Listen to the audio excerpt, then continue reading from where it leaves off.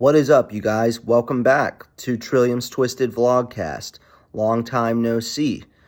This video is a little late. I've been spending the last couple of weeks getting as much time in with my girl as I could before she went out of town.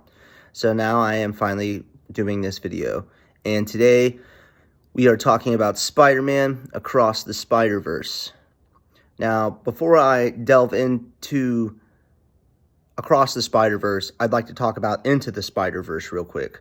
If you have not seen Into the Spider-Verse, turn this off and watch it, like now. When Into the Spider-Verse was first announced, and I believe it was 2014, because it was around the time that Marvel and Sony and DC were just throwing anything that would stick.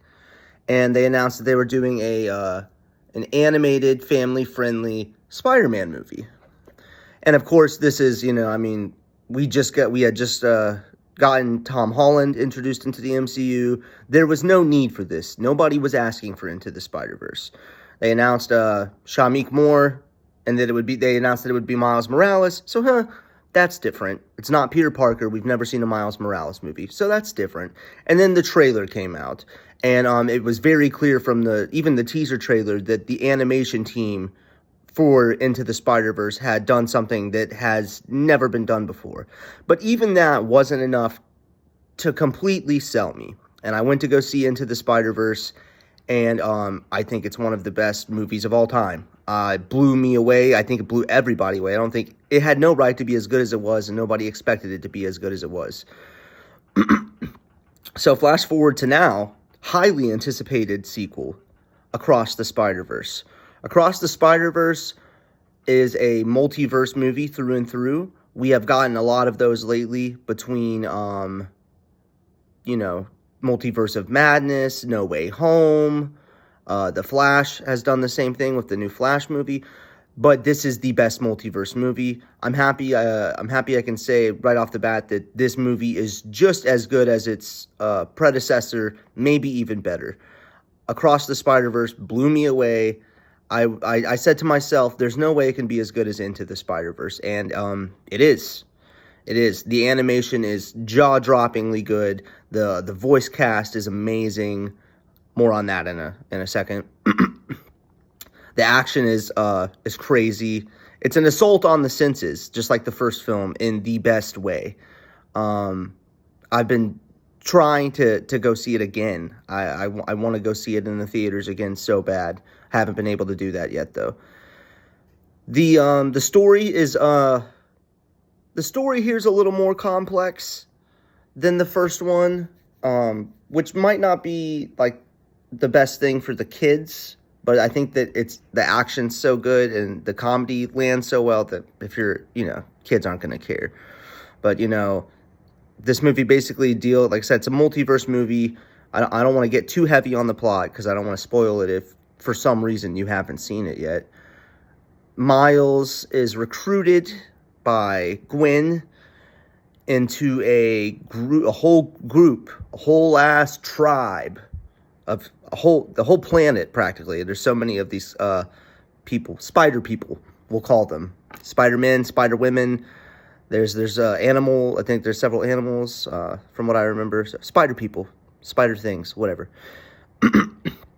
And this is to, they have to work together to save the multiverse. And that's pretty much the plot of the movie. There's also some other stuff with family drama with Miles and his parents. But yeah, that's all I'm going to say about the plot. I was concerned about the runtime on this movie. It's 2 hours, 20 minutes, I believe. Flew by. Breakneck pace, not a slow moment in sight with this one. And obviously the first one works the same way. So, I have nothing bad to say about this movie. I guess if I were to nitpick, I would say that there was some fucking fly. There was some definite sound mixing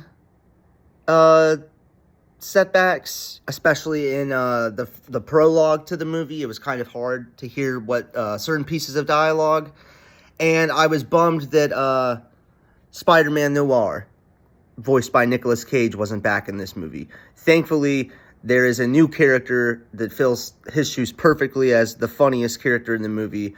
That would be Spider-Punk Hopi, voiced by Daniel Kaluuya to perfection, who you could tell is just having a blast. Oscar Isaac, also, I would love to say, is great in this movie as Spider-Man 2099.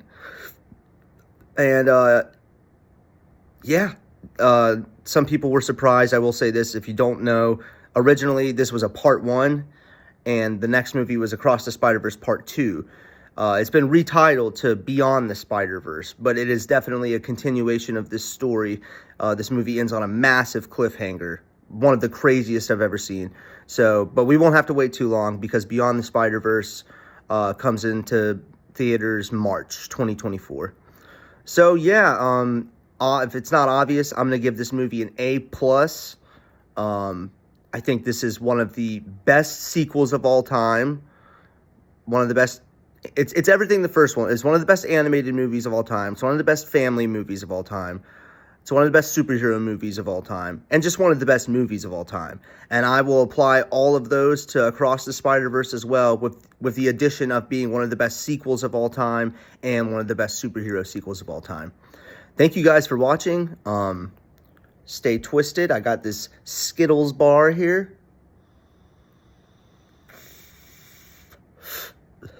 And if you haven't seen Across the Spider-Verse yet, I mean, what are you doing, man? What the fuck are you... Go.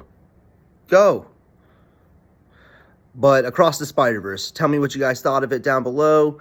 If you saw it. If you haven't, again, get the fuck out of here and go watch it right now.